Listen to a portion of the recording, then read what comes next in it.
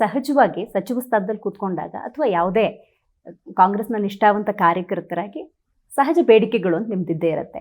ಈಗ 2028 ವಿಚಾರವನ್ನು ನೀವು ಪ್ರಸ್ತಾಪ ಮಾಡಿದ್ರಿ. ಈ ಹಿಂದೆ DCM ಸ್ಥಾನದ ಆಕಾಂಕ್ಷಿಯಾಗಿದ್ರಿ, ಕೇಳಿದ್ರಿ, ಅದು ಫಲ ಕೊಡ್ಲಿಲ್ಲ. ಈಗ KPCC ಕೇಳ್ತಾ ಇದ್ದೀರಾ? ಇಲ್ಲ, ನಾವು ಕೇಳ್ತಾ ಇಲ್ಲ. KPCC ಕೇಳೇ ಇಲ್ಲ, ಅದ್ರ ಬಗ್ಗೆ ನಮ್ಗೆ ವಿಚಾರ ಕೂಡ ಇಲ್ಲ. ಅದೇ ವಿಚಾರ. ಓಕೆ, ನಿಮ್ಮ ಬೆಂಬಲಿಗರ ಒತ್ತಾಯ ಇತ್ತು ಅಂದ್ರೆ, ನಿಮ್ಮ ಕಾರ್ಯಕರ್ತರ ಒತ್ತಾಯ ಇದ್ದೇ ಇದ್ದಾರೆ, ಅವ್ರದಂತೆ ಇದ್ದೇ ಇದ್ದಾರೆ. ಅವರು CM ಆಗ್ಬೇಕಂತ ಇದೆ. ಇನ್ನು ಈ ಚುನಾವಣೆ ಆದ್ಮೇಲೆ ಅಧ್ಯಕ್ಷ ಆಗ್ಬೇಕಂತ ಇದು ಹೊಸ ಸ್ಟಾರ್ಟ್ ಆಗಿದೆ. ಈಗ ಇದ್ದೇ ಇರ್ತೈತಿ. ಅಂತಿಮವಾಗಿ ಹೈಕಮಾಂಡ್ ಅದನ್ನ ಯಾರಿಗೆ ಕೊಡಬೇಕು, ಯಾರಿಗೆ ಸಮರ್ಥರು, ಅವ್ರ ಲೆಕ್ಕಾಚಾರ ಹಾಕಿ ಮಾಡಬೇಕಾಗುತ್ತೆ. ಇಲ್ಲೆಲ್ಲೇ ಡಿಸ್ಕಸ್ ಆಗೋದು ಬೇರೆ ಸರ್. ರಾಜ್ಯ ಮಟ್ಟದಲ್ಲಿ ಹೈಕಮಾಂಡ್ವರೆಗೂ ಆ ಬೇಡಿಕೆಗಳು ಹೋಗ್ತವೆ, ಬಟ್ ಅಂತ ರೆಸ್ಪಾನ್ಸ್ ಸಿಗೋದಿಲ್ಲ ಅಂದ್ರೆ ಯಾವ ಕಾರಣಕ್ಕೆ ಅಂತ ನಿಮ್ಮ ವಿಚಾರದಲ್ಲಿ? ನೋಡಿ, ಅವರು ಬೇರೆ ಬೇರೆ ಆ್ಯಂಗಲ್ಗಳಿಂದ ಅವರು ಸೋರ್ಸಿಂದ ಮಾಹಿತಿ ಕಲೆ ಹಾಕ್ತಾರೆ. ಕಾರ್ಯಕರ್ತರು ಇರ್ಬೋದು, ಶಾಸಕರು, ಮಂತ್ರಿಗಳು ಅವ್ರದೇ ಅಂತ ಸೋರ್ಸಿಂದ ಕಲೆ ಹಾಕ್ತಾರೆ. ಸೊ ಒಂದು ಡಿಸಿಷನ್ಗೆ ಬಂದೇ ಬರ್ತಾರೆ ಅವರು. ಸೊ ನಮ್ಮೊಬ್ಬರ ಮೇಲೆ ನಮ್ದು ಒಂದೇ ಅವರು ಮಾಹಿತಿ ಪಡೆಯಲ್ಲ. ಅವ್ರ ಸೋರ್ಸಿಂದ ಮಾಡಿ ಅವ್ರಿಗೆ ಯೋಗ್ಯವಾದನ್ನ ಡಿಸಿಷನ್ ಕೊಡ್ತಾರೆ. ಸಹಜವಾಗಿ ಇಂಥ ಬೆಳವಣಿಗೆಗಳು DK ಶಿವಕುಮಾರ್ ಅವರು ಒಂದು ಬೇಡಿಕೆ ಇಟ್ಟರೆ ಅವರು ಪ್ರಬಲವಾಗಿದ್ದಾರೆ, ಅವ್ರದ್ದು ಡಿಮಾಂಡ್ ಇದಿರ್ತು. ಸತೀಶ್ ಜಾರಕಿಹೊಳಿ ಅವರು ಆಗಾಗ ಬೇಡಿಕೆ ಇಡ್ತಿದ್ದಾರೆ, ಅದಾಗಿಲ್ಲ ಅಂದ್ರೆ ಇವರು ಪ್ರಬಲರಲ್ವಾ, ಈ ಥರದೊಂದು ಥಾಟ್ ಜನರೇಟ್ ಆಗಿ. ಅಧ್ಯಕ್ಷ CM ಆದಾಗ ನ್ಯಾಚುರಲ್ ಆಗಿ ಅವರಿಗೆ ಜಾಸ್ತಿ ಪ್ಲಸ್ ಇರ್ತದೆ. ಈಗ ಅಧ್ಯಕ್ಷ ಇದ್ದವ್ರಿಗೆ ಬೇಡಿಕೆ ಇಡೋದು ಬೇರೆ, ನಾ ಇಡೋದು ಬೇಡಿಕೆ ಇಡೋದು. CM ಅವ್ರ ಬೇಡಿಕೆ ಇಡೋದು ಬೇರೆ, ನಾವು ಮಂತ್ರಿಗಳು ಇಡೋದು ಬೇರೆ. ನ್ಯಾಚುರಲ್ ಆಗಿ ಅವ್ರಿಗೆ ಅಡ್ವಾಂಟೇಜ್ ಜಾಸ್ತಿ ಇದ್ದೇ ಅದು. ಸೊ ಆ ಥರದ್ದು ಒಂದು ಸಲ ಹೆಚ್ಚು ಅವ್ರಿಗೆ ಕೆಲಸಗಳಾಗ್ತಾವ, ಲಾಭಗಳಾಗ್ತಾವ. ಸೊ ಸ್ವಾಭಾವಿಕ. ನಮಗೊಂದು ಸಾರಿ ನಾವು ಕೇಳಿದ ಕೊಡದೇ ಇರ್ಬೋದು ಹೈಕಮಾಂಡು. ಅವ್ರು ಕೇಳಿದಾಗ ಕೊಡ್ತಾರೆ. ಕಾರಣ ಅಂದರೆ ಆ ಸ್ಥಾನಕ್ಕೆ, ಪೋಸ್ಟ್ಗೆ. ಓಕೆ, 2028 ಚುನಾವಣೆ ಫಲಿತಾಂಶ, ಮುಖ್ಯಮಂತ್ರಿ ಸ್ಥಾನದ ಬಗ್ಗೆ ಸತೀಶ್ ಜಾರಕಿಹೊಳಿ ಅವರು ಆಗಾಗ ಪ್ರಸ್ತಾಪ ಮಾಡ್ತಿದ್ದಾರೆ. ಸೊ ಮುಖ್ಯಮಂತ್ರಿ ಸ್ಥಾನದ ಆಕಾಂಕ್ಷಿ ಕೂಡ ಹೌದು, ಖಂಡಿತವಾಗಿ ಹೇಳಿದ್ವಿ. 28ರಲ್ಲಿ ನಾವು ಕ್ಲೇಮ್ ಮಾಡ್ತೀವಿ ಹೇಳಿದ್ದೀನಿ. ಅದಂತೂ ಇದ್ದೇ ಇರ್ತೈತೆ. 28ಕ್ಕೆ ಯಾವ ರೀತಿ ತಯಾರಿ ಮಾಡಬೇಕು, ಕ್ಲೇಮ್ ಮಾಡಬೇಕು, ಅದನ್ನ ಮಾಡ್ತೀವಿ. ಓಕೆ, ಸದ್ಯ ಸಚಿವ ಸಂಪುಟ ಅಂತ ಸಂದರ್ಭದಲ್ಲಿ DK ಶಿವಕುಮಾರ್ ಅವರೇ ಪ್ರಸ್ತಾಪ ಮಾಡಿದ್ದಾರೆ. ಮತ್ತು ಕೆಲವೊಂದು ವದಂತಿಗಳು ಕೂಡ ಇದೆ.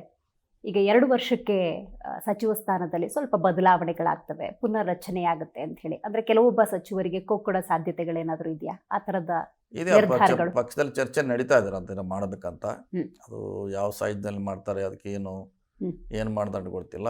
ಬದಲಾವಣೆ ಮಾಡ್ಬೇಕು ಸ್ವಲ್ಪ ಮಟ್ಟಿಗೆ ಅಂತ ವರಿಷ್ಠರು, ಕೇಂದ್ರದ ಮತ್ತು ರಾಜ್ಯ ವರಿಷ್ಠರು ಒಂದು ತೀರ್ಮಾನಕ್ಕೆ ಬಂದಿದ್ದಾರೆ. ಬಹುಶಃ ಅದು ಅಧಿವೇಶನ ನಂತರ ಆದರೂ ಆಗ್ಬೋದು.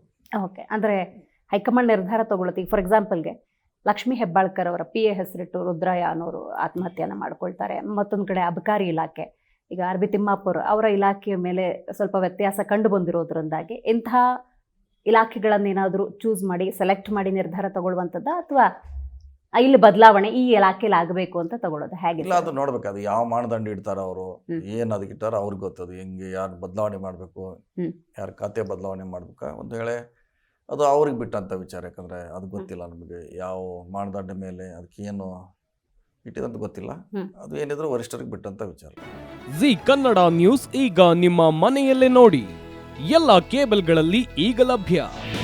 ನಿಮ್ಮ ನೆಚ್ಚಿನ ಜಿ ಕನ್ನಡ ನ್ಯೂಸ್ ಈಗ ಸನ್ ಡೈರೆಕ್ಟ್ ನಲ್ಲಿ number 292, Tata play number 1664, Jio TV number 1334, NXT digital number 30, in cable number 30, city networks 51, U digital number 162, GTPL number 17, Rockline telecommunications number 42, Shri Basaveshwara cable number 168, rural cable network 60, Vinayaka digital 57, Abhishek cable 821, city channel 53, Siddeshwara cable network 57, V4 digital Infotech 628, Surya digital networks 53, Gajanan digital number 836, Malnad infotech private limited number 56, metrocast number 830, victory digital number 167ರಲ್ಲಿ ನೋಡಿ ಆನಂದಿಸಿ.